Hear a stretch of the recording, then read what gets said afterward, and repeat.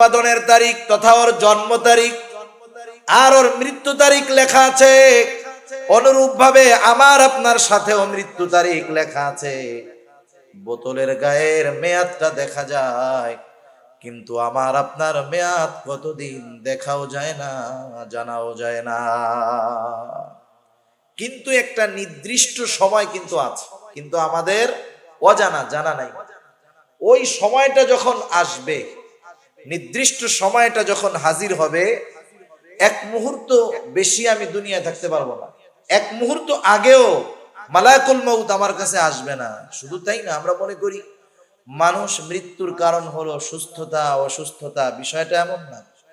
সমাজে তো অনেক মানুষ দেখা যায় 30 বছর ধরে ঘরে পড়ে আছে, কথাও বলতে পারে না, বিছানায় প্রস্রাব পায়খানা, ভারী খাবারও খায় না, শুধু স্যালাইন পানি খেয়ে বেঁচে আছে 30 বছর। আছে না এরকম? অনেক আছে।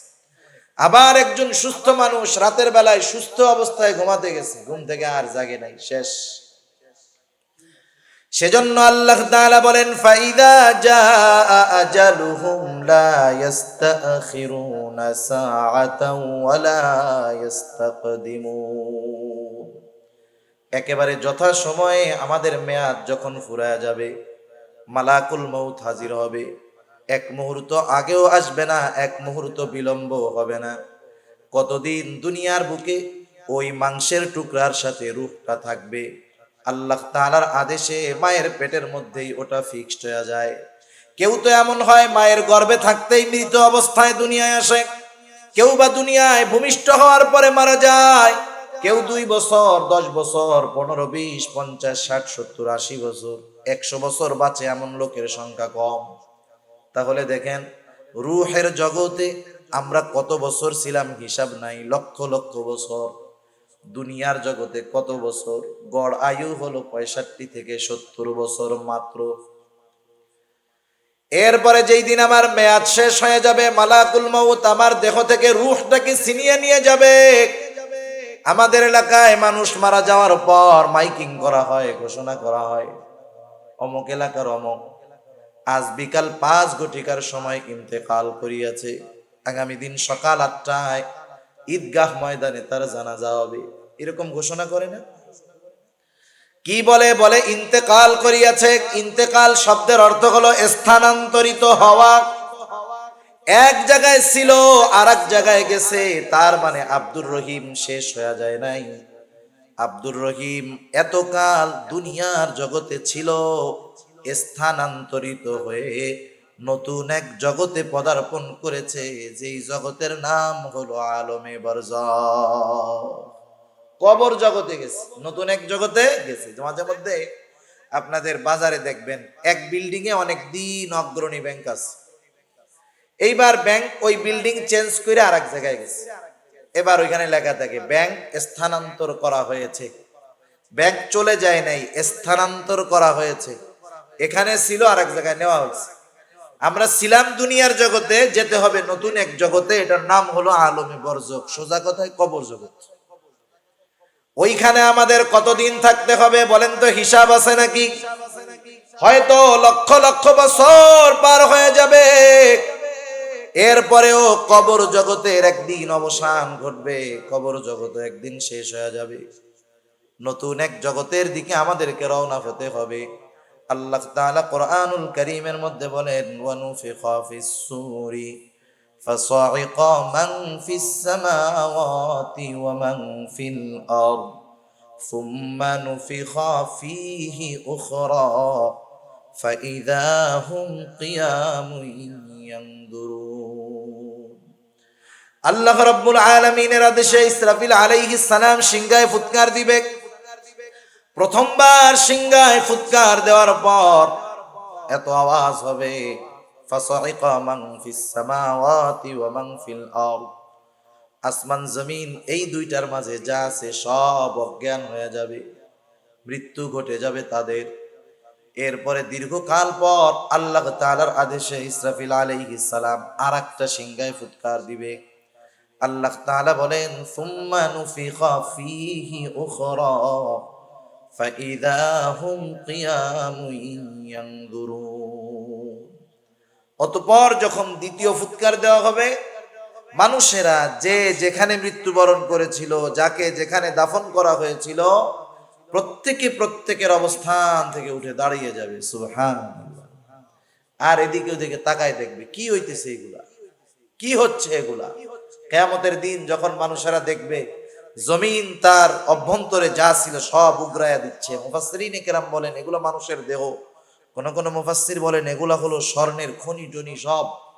আর ওরা দেখবে, হায় রে, তারা বলবে ক্বালাল ইনসানু মা লাহা, কি হইতেছে এগুলা, এগুলার জন্যই তো দুনিয়াতে সব কিছু করছিলাম, আল্লাহর অবাধ্য হয়েছিলাম, নাফরমানি করেছিলাম, কি হইতেছে এগুলা। মানুষ অবাক হয়ে যায়।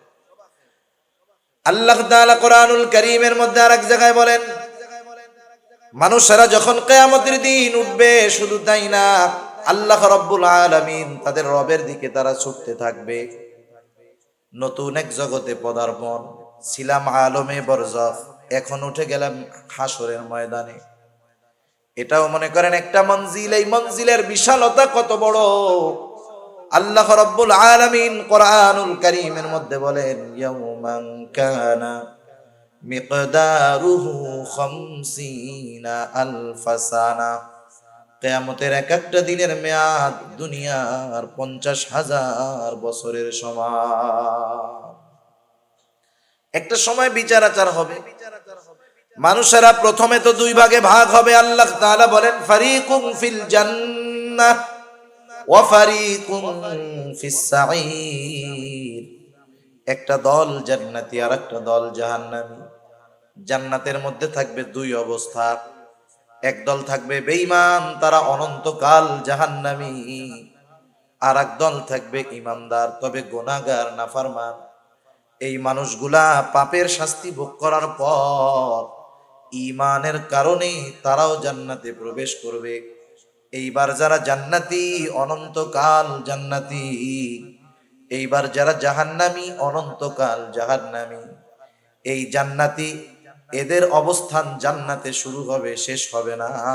জাহান্নামে যারা অবস্থান করবে অনন্তকাল অবস্থান করবে, সময় শেষ হবে না। এই যে মঞ্জিল গুলা গেল, কথা বুঝতেছেন আপনারা? সজাগ আছেন তো? এই যে মঞ্জিল গুলা গেল, রূহের জগৎ, দুনিয়ার জগৎ, কবর জগৎ, কিয়ামত দিবস, জান্নাত অথবা জাহান্নাম, এই মঞ্জিল গুলা আমাদের অতিক্রম করা লাগবে। একটা করছি, সামনে আরো করতে হবে। বলেন তো সবচাইতে কম সময় কোন মঞ্জিলে থাকা হয়? একটু জোরে বলেন না, কোথায়? 60-70 বছর। পরীক্ষার হলের সময় কম না বেশি? একটা সাবজেক্ট পড়ে 2 বছর, পরীক্ষা দেয় 3 ঘন্টা। সেজন্য দুনিয়ার হায়াত কম, কিন্তু এই হায়াতের দামটা বেশি। সেজন্য যদি দুনিয়ার এই হায়াত আমরা কাজে লাগাতে পারি, অনন্তকালের সফলতা অর্জন করা যাবে। এজন্য অনন্তকালের সফল যদি হতে হয়, দুনিয়ার সময়টাকে কাজে লাগাতে হবে, ঠিক কিনা বলেন? এখন তাহলে অনন্তকালের সফলতা আমরা কিভাবে অর্জন করতে পারি? সূরা আলে ইমরানের সর্বশেষ আয়াতে আল্লাহ রাব্বুল আলামিন আমাদেরকে বলেন, ইয়া আইয়ুহাল্লাযীনা আমানু, আল্লাহ তাআলা বলেন, হে ঈমানদারেরা, ইসবিরু, তোমরা সবর করো। শুধু সবর করলে হবে না, ওয়াসাবিরু, সবরের উপরে তোমরা অটল থাকো। ওয়ারাবিতু, সর্বদা জিহাদের জন্য প্রস্তুত থাকো। 4 নাম্বার, ওয়াত্তাকুল্লাহ, আল্লাহ তাআলাকে ভয় করো। কেন এই 4 গুণ আমরা অর্জন করব? আল্লাহ তাআলা বলেন, লাআল্লাকুম তুফলিহুন, যাতে তোমরা শুধু মুমিন নয়, সফল মুমিন হতে পারো। সফল কারা? জান্নাতে যাবে যারা। সফল কারা? জান্নাতে যাবে যারা। আমরা সবাই সফল হইতে চাই না? সবাই চাই তো? আল্লাহ কবুল করুন। তাহলে 1 নাম্বার গুণ হলো, যদি সফল হতে চাই, আল্লাহ তাআলা বলেন, হে ঈমানদারেরা, ইসবিরু, তোমরা সবর করো। সবর, সবর বলতে আমরা কি বুঝি? সবর কোথায় করব, কিভাবে করব, আমাদের অনেকের জানা নাই। অনেক সময় আমরা মনে করি বিপদ আপদ মুসিবত কষ্ট ক্লেশ এখানেই মনে হয় শুধু সবর। সবর মনে হয় আর কোনো জায়গায় নাই।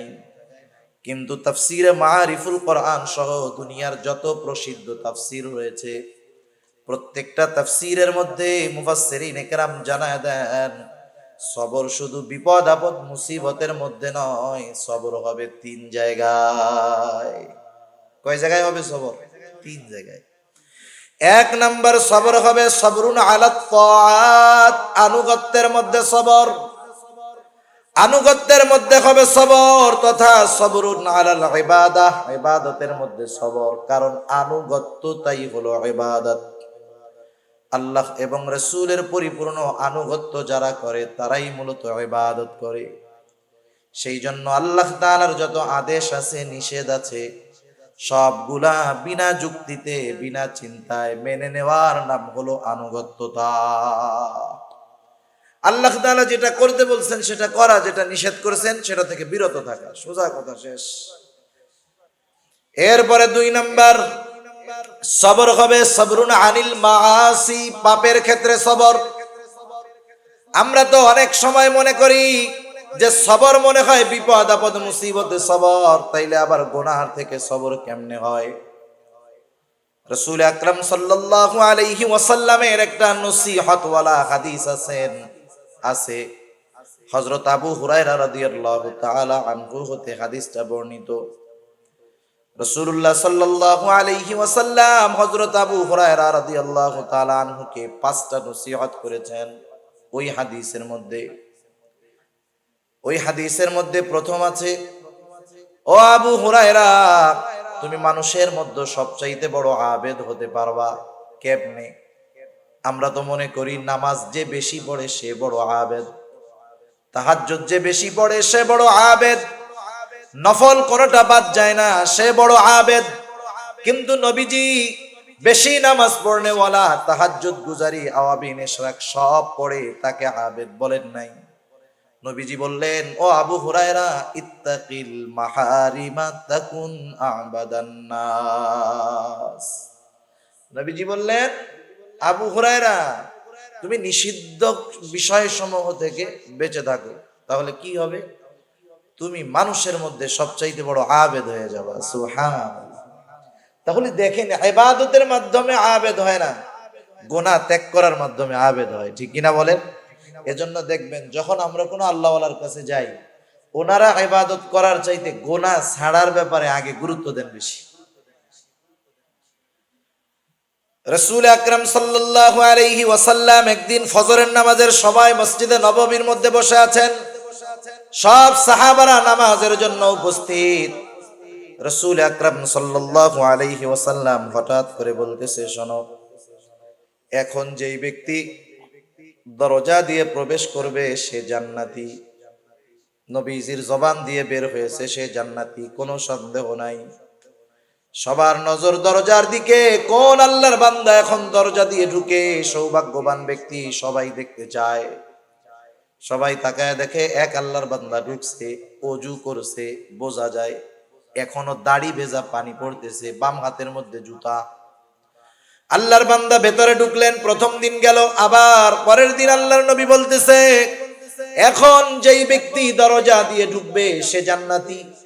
সবার নজর দরজার দিকে, কে সেই সৌভাগ্যবান ব্যক্তি? এবার তাকায় দেখে বিগত দিন যেই ব্যক্তি দরজা দিয়ে ঢুকেছিল আজকেও সে ঢুকছে। আগের দিন যেমন ওযু করছে, দাড়ি থেকে পানি পড়তেছে, আজকেও দাড়ি থেকে পানি পড়ে। দ্বিতীয় দিন চলে গেল, তৃতীয় দিন আবার নবীজি বলতেছেন, শোনো, এখন যেই ব্যক্তি দরওয়াজা দিয়ে ঢুকবে সে জান্নাতি। সবার নজর আবার দরজার দিকে, তাকায় দেখে বিগত 2 দিন যেই ব্যক্তি ঢুকেছে যেই অবস্থায় ছিল আজকেও সেই অবস্থা, দাড়ি দিয়ে পানি পড়তেছে, মানে মাত্র ওযু করছে একটু আগে, বাম হাতের মধ্যে জুতা, ঢুকছে। একটা বর্ণনায় ওই ব্যক্তির নাম আসছে, আর এক বর্ণনায় আসে নাই। মুসনাদে আহমদের মধ্যে আর এক বর্ণনায় আসছে যেই ব্যক্তি ঢুকছে ওনার নাম হলো হযরতে সাদ রাদিয়াল্লাহু তাআলা। এক ব্যক্তির ব্যাপারে যখন বিশ্বনবীজির পর পর 3 দিন একই ঘোষণা, এই লোকটা জান্নাতি, কোনো সন্দেহ নাই, ঠিক কিনা বলেন? একজন সাহাবী আব্দুল্লাহ ইবনে আমর ইবনুল আস রাদিয়াল্লাহু তাআলা, উনি চিন্তা করলেন কোন স্পেশাল আমলের কারণে নবীজি পর পর 3 দিন তার ব্যাপারে এমন ঘোষণা দিলেন। নবীজি তো নিজে দেন নাই, নিশ্চয়ই আসমানের মালিকের পক্ষ থেকে ইশারা আছে। এবার উনি যায় বলতেছে, ভাই আমি তোমার বাড়িতে একটু 3 দিন মুসাফির হিসাবে থাকতে চাই, মেহমান হিসাবে থাকতে চাই, আমাকে তুমি 3 দিন তোমার বাড়িতে রাখবা নাকি? সারাদিন থাকবো না, খাবার দাবারও খাওয়া লাগবে না, শুধুমাত্র রাত্রি যাপন করব, তোমার বাড়িতে রাখবা নাকি? কোনো অসুবিধা নাই, থাকেন। আগের আমলে মেহমানদারিটা সহজ ছিল, ঝামেলা ছিল না। এখন আমি যদি এক জায়গার মেহমান হই, আমি চিন্তা করি আমারে 5 পদের না খাওয়াইলে বদনাম, ঠিক না? আগের আমলে এমন হইতো, একজন গেছে এক বাড়িতে মেহমান হইয়া, বাড়ি কিছুই নাই, কিছুই নাই, মেহমান গেছে ফেরায়া দেয় নাই। মেহমান যাওয়ার পরে বলতেছে, কি বলবো, আলহামদুলিল্লাহ আপনি আসছেন, মেহমান তো বরকত নিয়ে আসে, আমাদের ঘরে কিছু নাই, আমরা রোজা আছি, আপনিও থাকেন, ইনশাল্লাহ কিছু একটা হবে। আর এখন মেহমান আসলে আমার ঘরে কিছু নাই, আমি যদি বলি আমারও ইজ্জত শেষ, মেহমানেরও ইজ্জত শেষ, ঠিক কিনা বলেন? সেজন্য আগে মেহমান আসলে মানুষ খুশি হইতো যে বরকত আসতেছে, এখন মেহমান আসলে টেনশনে পড়ে যায় যে মাসের শেষ, কি খাওয়ামু, কি করবো, কি বদনাম করবে আত্মীয় স্বজনের কাছে যায়, ঠিক আছে? সব লোক দেখানো লৌকিকতা হয়ে গেছে আমাদের, ঠিক কিনা বলেন? সেজন্য মেহমান আসলে বরকত আগের মতো আসে না, আমাদের নিয়তের গরমিলের কারণে। এখন উনি রাতের বেলা থাকবে, খাবে টাবে না, কিন্তু উনি তো থাকবে ঘুমানোর জন্য না, দেখার জন্য রাতের বেলা কি আমল করে। এশার নামাজ পড়ে একসাথে বাড়িতে যাওয়ার পর ওনারে দিছে আরেক ঘরে থাকার জন্য, উনি ঘুমায় না। খেয়াল করতেছে হযরতে সাদ কি করে, তিনি দেখলেন এশার নামাজের পর খাওয়া দাওয়া খেয়ে আল্লাহর বান্দা ঘুমাইছে। উনি সারা রাত জাগ না, কখন আল্লাহর বান্দা উঠে কি আমল করে দেখবো দেখবো দেখবো করতে করতে ফজরের আজান দিয়ে দিল। উনি ঘুম থেকে উঠলেন, জরুরত সেরে ওযু করে মসজিদের দিকে রওনা হয়ে গেলেন নামাজ পড়ার জন্য। প্রথম দিন এই অবস্থা, এবার দ্বিতীয় দিন খেয়াল করতেছে কি করে, চিন্তা করতেছে ধারাবাহিক আমল, হয়তো একদিন কোনো কারণে বাদ যাইতে পারে, দ্বিতীয় দিন আশা করি বাদ যাবে না। আবার দ্বিতীয় দিন সারা রাত জাগ্রত, দেখি কি আমল করে, কি আমল করে। তাকায় দেখে কোনো আমল নাই, এশার নামাজ পড়ে লম্বা ঘুম, ফজরের আজানের সময় ঘুম থেকে উঠলো, একটু চিন্তিত হয়ে গেছে, হায় রে কোনো আমল টামল তো দেখি না, কি ব্যাপার, দেখি আরেকটা দিন থাকি।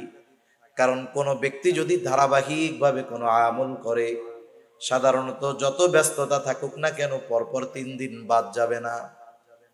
তৃতীয় দিন রাত্রে আবার সারা রাত জাগ্রত, দেখতে চায় কি করে।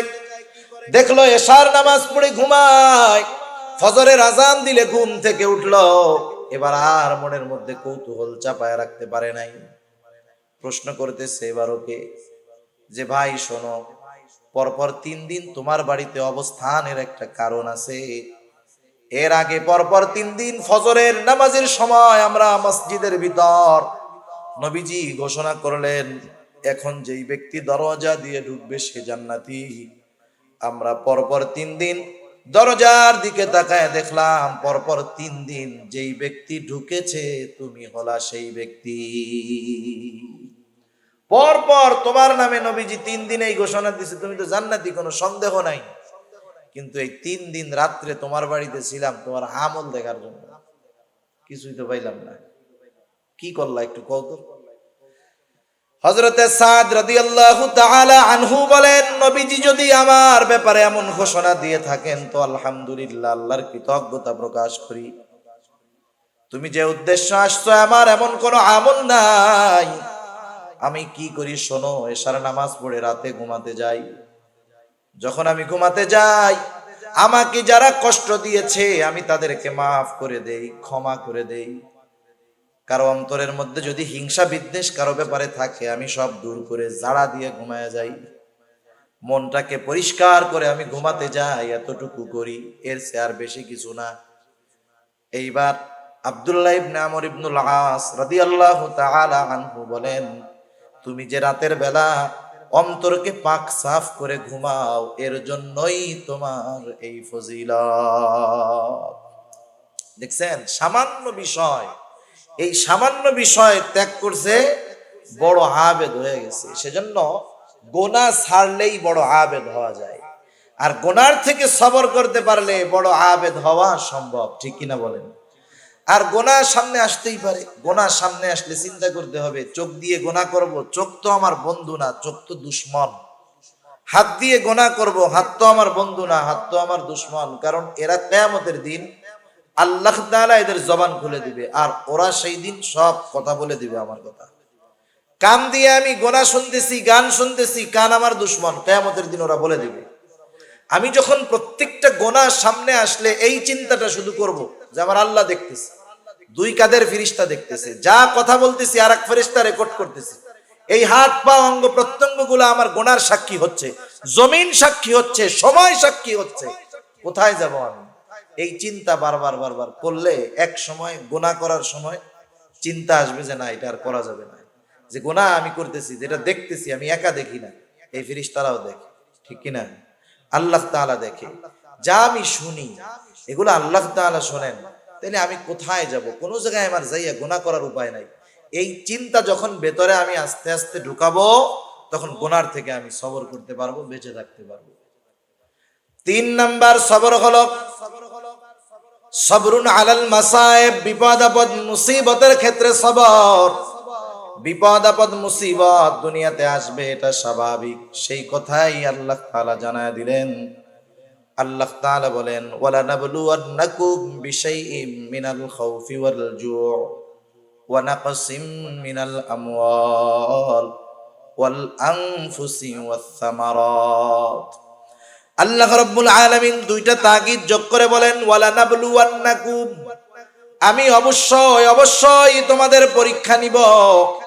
আল্লাহ তাআলা কত মেহেরবান, কত দয়ালু, শুধু পরীক্ষা নিবেন এই ঘোষণা দিলেন না, পরীক্ষাগুলা কোন কোন পদ্ধতিতে হবে এই সাজেশন গুলাও আল্লাহ তাআলা জানায় দিলেন। সুবহানাল্লাহ বলেন।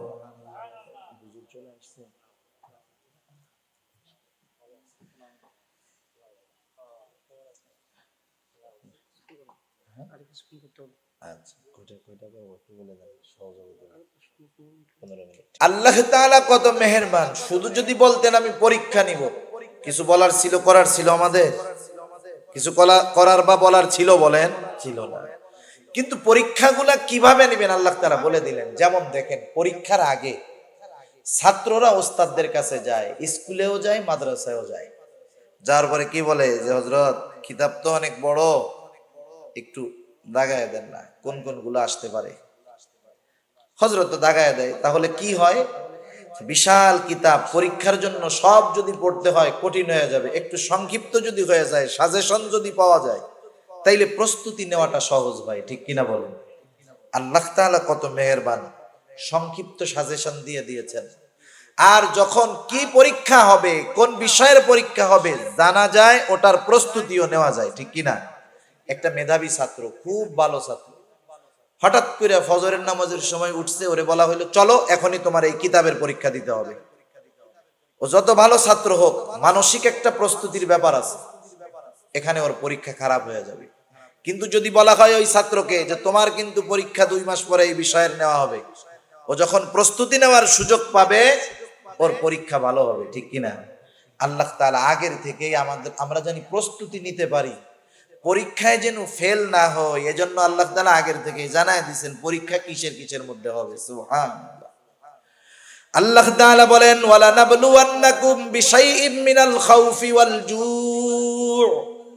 আল্লাহ তাআলা বলেন, আমি অবশ্যই অবশ্যই তোমাদের পরীক্ষা নিব কিছু ভয়ের মাধ্যমে, ওয়াল জু', ক্ষুধা তথা অভাব দারিদ্রতার মাধ্যমে আমি আল্লাহ পরীক্ষা নিব। ওয়া নাকসিম মিনাল আমওয়াল, মালের লস, মালের ক্ষতির মাধ্যমে আমি আল্লাহ পরীক্ষা নিব। ওয়াল আনফুস, জানের ক্ষতির মাধ্যমে পরীক্ষা নিব। হতে পারে সেই জানের ক্ষতি আমার নিজের হতে পারে, অসুস্থতা নিজের হতে পারে, অথবা প্রিয়জনের হতে পারে। মনে করেন আল্লাহ তাআলার কাছে চাইতে চাইতে 10 বছর পরে আল্লাহ তাআলা একটা সন্তান দিলেন। যে আল্লাহ সন্তান দিলেন সে আল্লাহ চাইলে নিয়েও যাইতে পারেন। এইবার সন্তানটার বয়স যখন হলো 2-3 বছর, আব্বু আব্বু ডাকে, আম্মু আম্মু ডাকে, আবার ছেলেটারে আল্লাহ নিয়ে গেল। জানের ক্ষতি নিজের মাধ্যমে, নিজের জানের ক্ষতি অথবা প্রিয়জনের জানের ক্ষতির মাধ্যমে আল্লাহ তাআলা পরীক্ষা নেন। ওয়াসসামারাত, ফল ফসলের ক্ষতির মাধ্যমে আল্লাহ তাআলা পরীক্ষা নেন। কি পরীক্ষা নেন?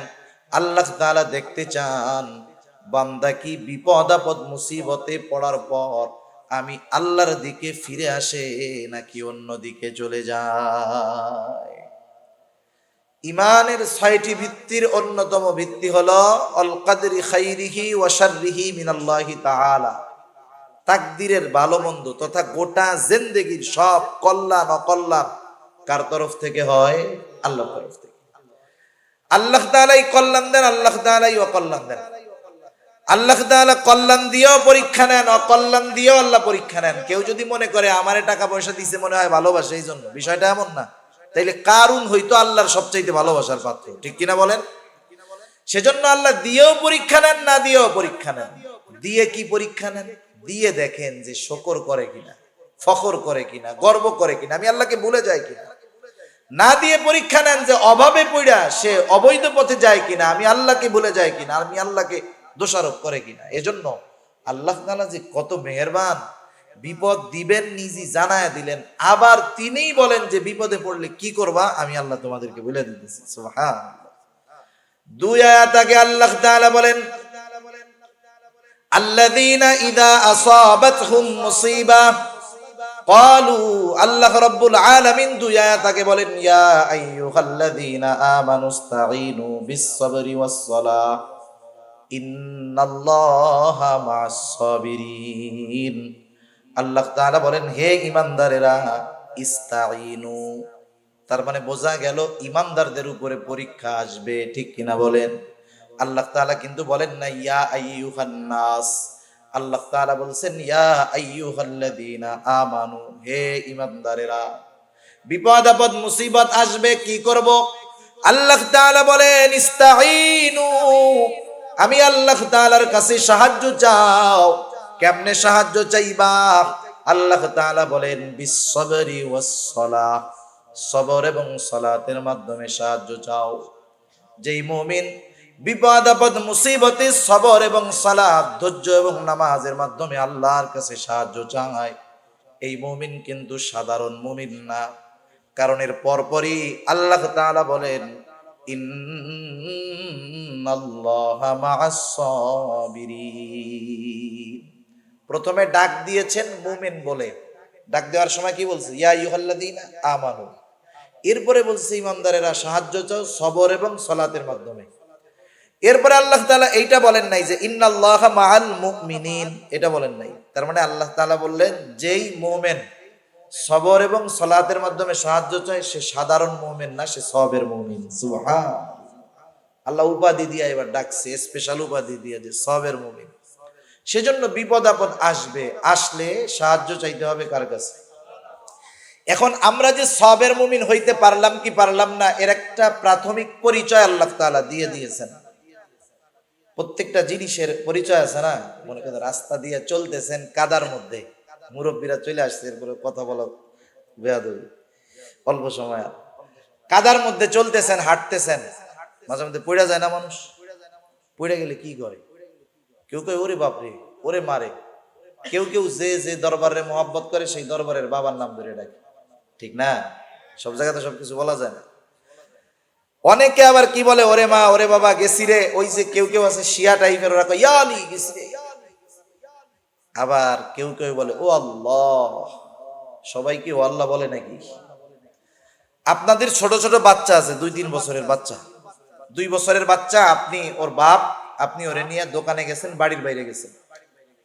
এই বাচ্চা যদি আপনার কোলেই কান্না শুরু করে, বলেন তো কাকে আগে ডাকবে? মা, মা, মা।